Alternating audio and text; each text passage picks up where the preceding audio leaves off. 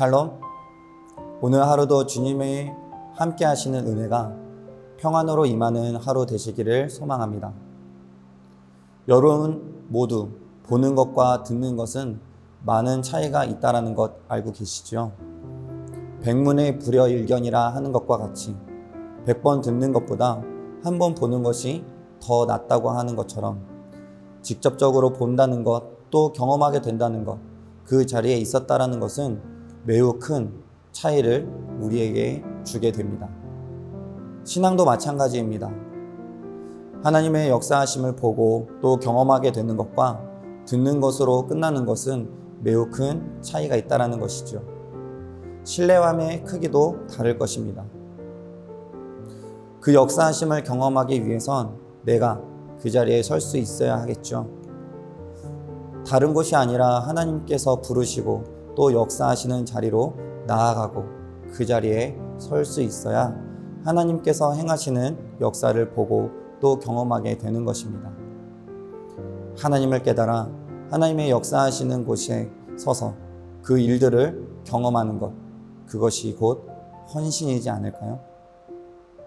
여러분들은 하나님의 역사의 현장에 거하고 계십니까? 오늘 하루 헌신의 삶을 통하여 하나님의 역사하심을 경험하고 하나님을 기쁨으로 찬양하는 은혜의 하루 되실 수 있기를 간절히 소망합니다. 오늘 본문 말씀 함께 보도록 하겠습니다. 흰 나귀를 탄 자들, 양탄자에 앉은 자들, 길에 행하는 자들아 전파할지어다. 활쏘는 자들의 소리로부터 멀리 떨어진 물 깃는 곳에서도 여호와의 공의로우신 일을 전하라. 이스라엘에서 마을 사람들을 위한 이로우신 일을 노래하라. 그때 여호와의 백성이 성문에 내려갔도다. 깰지어다 깰지어다 드보라여, 깰지어다 깰지어다. 너는 노래할지어다. 일어날지어다 바락이여, 아비노함의 아들이여. 내가 사로잡은 자를 끌고 갈지어다. 그때에 남은 귀인과 백성이 내려왔고 여호와께서 나를 위하여 용사를 치시려고 내려오셨도다. 에브라임에게서 나온 자들은 아말렉의 뿌리 박힌 자들이요, 베냐민은 백성들 중에서 너를 따르는 자들이요, 마길에게서는 명령하는 자들이 내려왔고 스불론에게서는 대장군의 지팡이를 잡은 자들이 내려왔도다. 이사갈의 방백들이 드보라와 함께하니 이사갈과 같이 바락도 그의 뒤를 따라 골짜기로 달려 내려가니 르우벤 시냇가에서 큰 결심이 있었도다. 내가 양의 우리 가운데에 앉아서 목자의 피리 부는 소리를 들음은 어찌 됨이냐. 르우벤 시냇가에서 큰 결심이 있었도다. 길르앗은 요단강 저쪽에 거주하며 다는 배에 머무름이 어찌 됨이냐. 아셀은 해변에 앉으며 자기 항만에 거주하도다. 스불론은 죽음을 무릅쓰고 목숨을 아끼지 아니한 백성이요, 납달리도 들의 높은 곳에서 그러하도다. 어제에 이어서 계속해서 드보라와 바락의 노래가 이어집니다. 전쟁에서 승리로 이끄신 하나님을 계속해서 노래로 찬양하고 있는 것을 볼 수 있지요. 이 소식이 흰 나귀를 타고 다니는 사람들, 곧 지도층의 사람들로부터 길에 행하는 자들, 곧 평민들까지 모든 이들에게 전하여질 것을 노래하고 있습니다. 또한 물을 깃는 이들 사이에서 들리는 소리와 활 쏘는 사람들의 요란한 저 소리 속에서도 주님께서 행하신 업적을 전할 것을 찬양하고 있는 것이죠. 더불어 자발적으로 전쟁에 참여한 이스라엘의 용사들을 노래하면서 그들을 격려하고 있습니다. 이스라엘의 용사들에 대하여 이야기할 때에 두 개의 대조되는 그룹들이 노래로 나타나죠.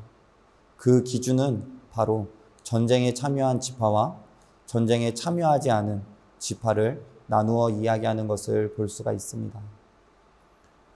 전쟁 속에서 무기를 잡으라는 그 드보라와 바락의 요청을 받아들인 에브라임, 베냐민, 가나안 땅의 므낫세의 반절 지파인 미갈, 그리고 스불론, 이사갈과 납달리 지파에 대하여서는 그들의 업적을 노래에 담아 적에 맞서서 피 흘려 싸운 그들의 모습을 담고 또 위로하며 높여주는 것을 볼 수가 있습니다. 반면에 그들의 요청을 받아들이지 않은 지파인 르우벤, 갓과 요단강 동쪽의 므낫세 반절 지파인 길르앗, 그리고 단과 아셀 지파는 자신의 일상생활에만 만족하며 지극히 인간적인 생각을 가지고 형제들의 수고에 동참하지 않은 것을 기록하면서 그 모습을 책망하는 것을 보게 됩니다. 자신들이 가지고 있는 것을 잃지 않으려고 또 공동체로서 함께하기로 결단한 것들을 무시하고 그 자리를 피하는 것이지요. 그러한 형제들을 책망하고 노래에 담아 다시금 공동체로서의 마음을 가지고 함께할 수 있도록 전하고 있는 것이지요. 여러분들의 삶은 어느 지파에 속해 있으십니까? 분명 하나님께서는 우리와 함께 하십니다. 하지만 우리가 그것을 믿지 못하고 또 의지하지 못한 채 세상과 나의 삶에 시선을 두고 지금의 상황에 머무르고 있다면 그 승리의 기쁨을 마음껏 누리지 못하게 됩니다. 헌신이라는 것, 전쟁의 승리라 함은 내가 하고자 하여 할 수 있는 것이 아닙니다. 또 내가 이루어내고자 하여 이루어낼 수 있는 것도 아니죠. 때문에 전쟁에 들어가는 것이 손해를 보는 것 같고 또 위험하게 느껴지고 한편으론 도저히 승리할 수 없는 그곳으로 나아가는 것이 무모한 것이라 여겨질지도 모르겠습니다. 하지만 우리를 부르시는 하나님은 우리와 함께 하시는 하나님이십니다. 전쟁 속에 우리를 그대로 두고 우리를 승리로 이끄시는 그 하나님이 우리를 스스로 승리해야 된다 미션만 던지신 후에 지켜보시는 분이 아닌 것입니다. 함께 하신다는 것은 곧 그 전쟁에 함께 하신다라는 것을 이야기하십니다. 그 자리에 임재하신다는 것이죠. 하늘과 땅이 진동하는 위험이 있는 그 하나님이 그 전쟁 가운데 함께 하신다면 그 전쟁에서 우리는 승리할 수밖에 없지 않겠습니까? 중요한 것은 내가 그 승리의 현장 가운데 거하여 있는가 하는 것입니다. 그 기적의 자리에 거하여 있는가 하는 것이죠. 사랑하는 성도 여러분, 하나님은 능력의 하나님 되십니다.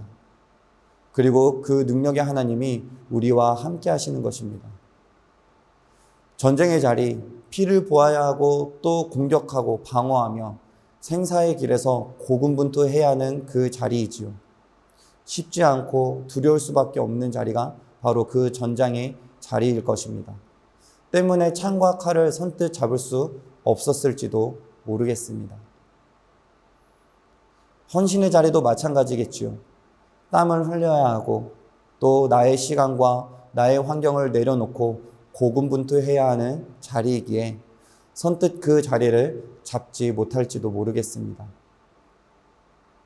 하지만 우리는 부족하고 연약하여 도저히 이길 수 없을 것 같을지라도 이룰 수 없을 것 같을지라도 창과 방패를 잡는 그 순간, 그 헌신의 자리, 그 함께 하시는 하나님을 붙잡는 순간 하나님께서 우리에게 능력을 부어주시고 우리와 함께 하심으로 우리를 승리케 하시고 또 기적을 이루어 가실 수 있게 하시는 것을 보게 될 것입니다. 하나님은 승리의 하나님이십니다. 더불어 그 승리를 헌신의 자리에 있는 우리들을 통하여 이루어 가시는 하나님이 되십니다. 사랑하는 여러분들, 서두에 이야기한 것과 같이 헌신의 삶을 통하여 하나님의 역사 가운데 거하는 주의 백성들이 되실 수 있기를 소망합니다. 멀리에서 바라보고 그 기쁨을 지켜보는 자가 아니라 함께함으로 그 기쁨을 누리는 자가 되실 수 있기를 소망합니다. 오늘 하루가 그 헌신의 삶을 통하여 주님께서 이루신 승리의 기쁨을 누리며 찬양으로 하나님께 나아가는 귀한 복된 하루, 귀한 삶이 되실 수 있기를 간절히 축원합니다. 기도하겠습니다.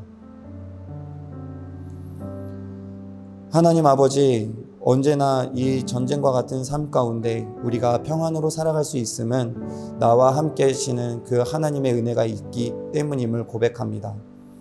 하나님, 우리의 능력이 아닌 주님의 능력 가운데 우리에게 주어진 그 창과 방패, 그 칼을 붙잡을 때에 하나님께서 역사하시고 하나님께서 임재하심으로 말미암아 그 전쟁 가운데 우리를 승리로 이끌어 가실 줄 믿습니다. 하지만 하나님, 그 승리의 자리, 우리가 바라보고만 있는 것이 아니라 또 바라보고 있어서 그 기쁨을 지켜보고 있는 것만이 아니라 우리가 그 자리에 있어서 그 승리를 경험하고 하나님께서 이루신 그 기쁨을 마음껏 누리는 우리들의 삶이 되기를 소망하오니 오늘 하루가 그 하나님을 붙들고 의지함으로 말미암아 승리하시는 그 하나님의 은혜 가운데 참된 그 기쁨을 누리며 나아가는, 그리고 그 기쁨 가운데 주님을 찬양하며 나아가는 귀한 하루가 되게 하여 주시옵소서. 함께 하시는 주님께 모든 영광 올려드리며 살아계시고 역사하시는 예수님의 이름으로 기도드립니다. 아멘.